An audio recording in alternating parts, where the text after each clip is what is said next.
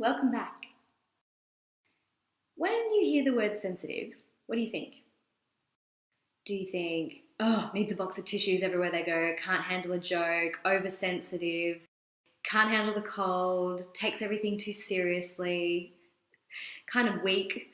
Or do you think of what the actual definition is, which is quick to detect or respond to slight changes, signals or influences, or having or displaying a quick and delicate appreciation of others' feelings? Maybe you're somewhere in the middle. Maybe you can resonate with being a little bit of both. When I was a kid, I was called oversensitive all the time. I was told I needed to get a thick skin, that I needed to toughen up, and my parents used to call me the princess and the pea because I was so sensitive to different fabrics and things being on my body in the right or wrong way. It would cause me to have tantrums as a very small child. Like when my socks were really wrinkled, forget it, I just couldn't leave the house. And so that was seen as a real weakness and a real pain in the butt and so annoying for my parents because I would just lose it. Loud noises! But I was also really sensitive to other people's feelings. If someone said something to me that was quite direct, I really took it to heart and I couldn't stop thinking about it for a very long time. And I required a lot of time alone because I was overstimulated. And I noticed that in myself today. But growing up and thinking this was a weakness, I really shoved this down, like hid it from the world. And it came out in different ways, my sensitivity, because I would overreact to certain things or I would completely hide from them. But what I did do to try and get rid of it and become less sensitive was actually do karate. So I became a martial artist and I did martial arts for 13 years, a little bit longer actually. And in that time, my success in my martial arts grew the more I used my sensitivity to actually guide the way. So instead of just being really tough and pushing through things all of the time and not thinking but driving and forcing things, I learned very quickly that in order for me to survive, I had to learn to be calm and to be mindful and to be present. And something that you'll hear me say all the time is that calm is a superpower. And it really is. Because for me, when I became calm, I was able to read situations so much better. I was able to push through pain barriers because I was mindful and dig deeper than I was ever able to dig before. I was also able to read fights, read people in situations, and I would know if my opponent had lost the fight before they'd even walked in the ring, if their confidence was knocked. I would know if they were coming in too hot or they were very angry and frustrated and that they were going to lose their balance. And I also knew just by watching really tiny little cues in their body when they were about to punch or kick me. So often I could read a fight and know what the person in front of me was going to do, sometimes even before they knew what they were going to do. And it really served me. But this sensitivity became my greatest gift and my greatest teacher. Now, I got really sick between 2008 and 2011. If you've been following me for a little while, you'll know that I was actually bedridden for 2.5 years with chronic fatigue syndrome. And what I know now is that the reason for that total burnout was because I was not taking care of myself as a highly sensitive person. I was overstimulated, overworked, and trying to fit in with a model of the world that was never going to suit me in the first place. Now, there's some studies that have been done. There's a woman by the name of Dr. Elaine Aron, a psychologist from the US, who has written a book called The Highly Sensitive Person. And what she says is that through her study, what she's uncovered is 20% of the population of humans are actually classed psychologically as highly sensitive people. It's not a disorder, it's just something that you're born with and you're highly sensitive. But what's amazing is that 20% of a lot of animal species also have the same high sensitivity factor. And what's been discovered through a bunch of different studies is that in fact, without these 20% of people, the rest of the world dies. It's pretty amazing. So if you can resonate with being highly sensitive or even being called oversensitive or being really sensitive to the cold or being really aware of other people's feelings or very distinct or slight changes in environment, you might be one of these people that's considered a highly sensitive person. What's fascinating about this is that a lot of the people that I coach, and I know that I did this myself, are also highly sensitive people.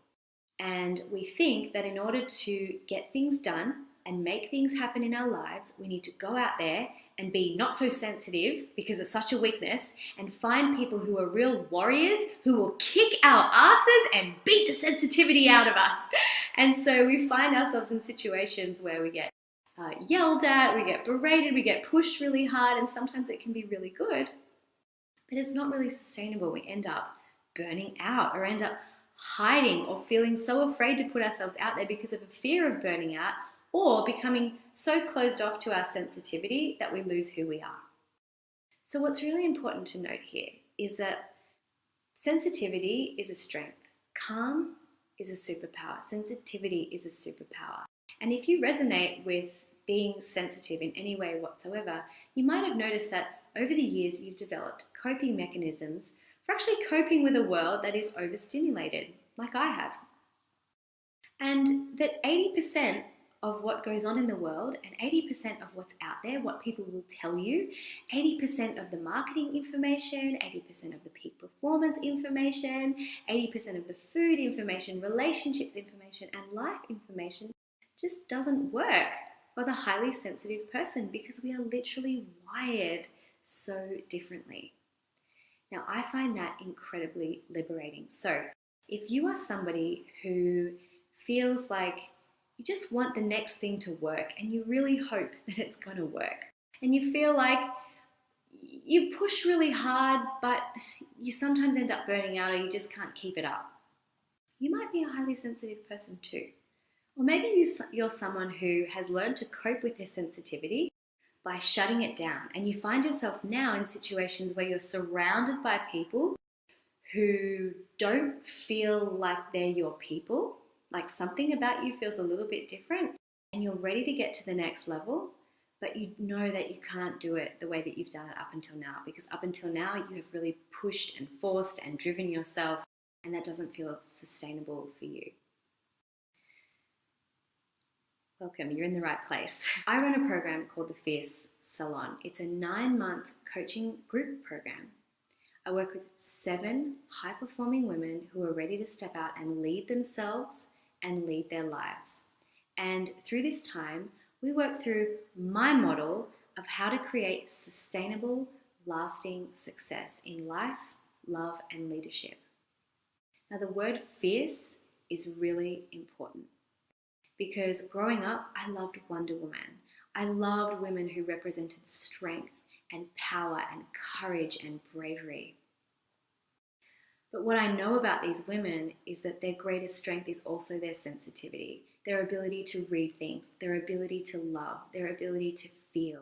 And being fierce is not about pushing or striving or forcing or being a bitch to get what you want.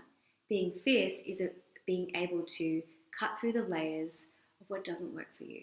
Cut through the fog of fear and start paying attention to your intuition, listening to your heart, and letting that 10x your life. Because as a person who was not meant to be doing what 80% of the rest of the world are doing, that stuff isn't going to work for you anyway. And what you will find is that if you stop looking at your sensitivity or your intuition or your ability to feel as a weakness and start seeing it as a strength, you'll stop focusing on all the ways that it's holding you back, and instead turn your focus to all the ways it will free you and make you thrive in the rest of your life. Now, if you resonated with this today, if you think you might be a highly sensitive person, leave me a comment. I'd love to hear your story and read about it too.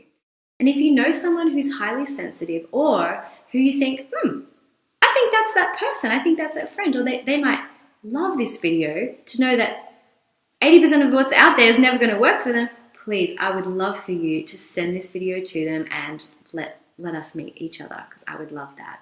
And also, if the Fierce Salon sounds like something that you would love to do or be part of or learn more about, then you can book in with me to have a conversation and a cup of tea over Skype, and let's talk about you. So I'll put the link below this video where you can do that. and let's get together and actually have a conversation, and we'll see what happens from there, because I'm looking for 7 people who are ready to take their lives absolutely to the next level and become fierce in ways that they could never imagine possible before. Thank you so much for watching. I'll see you next time. Bye.